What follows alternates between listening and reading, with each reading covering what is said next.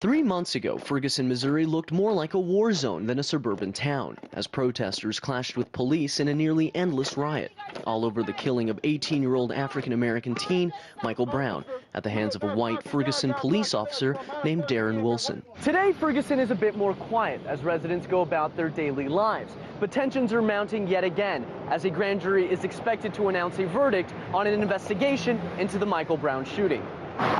For about a quarter mile of the town, storefronts, restaurants, and businesses have recently boarded up. In some instances, it seems like residents are bracing for a hurricane, and it's all in anticipation for what many see as an inevitable reaction from the people of Ferguson. Everybody is being told around this area to prepare yourself for the verdict. If the verdict is going to be just and based upon what the witnesses saw, what the proof is that the scientists have given us already, what's to prepare for? How do I feel about what's going to happen after the verdict is let out?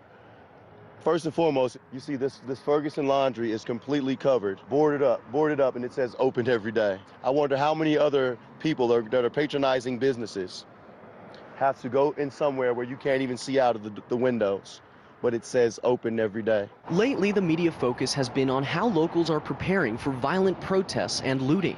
But after speaking to one business owner, it became clear that taking precautions to protect private property isn't the #1 focus of Ferguson residents, but rather making sure that justice is served in the community. Rioting and looting is not the big issue. We want some sort of justice, because it's not the first time it happened. It's not going to be the last.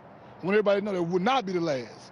We just want some sort of justice. Since the Michael Brown shooting, protests and vandalism in the town have continued, as have accusations that police too often use unnecessary force, including militarized gear, against peaceful protesters. The city says that it's preparing for all worst-case scenarios. Now, this is evident in the fact that the Ferguson Police Department right behind me has spent $100,000 reportedly since August on crowd control materials. Now, this includes everything from tear gas, flash grenades, riot control gear, plastic handcuffs, you name it. And on the other hand, you have hundreds of residents who simply want peace in the community, but are still very much upset over this issue. So it's unclear, at least for now, whether protests will even depend on a verdict.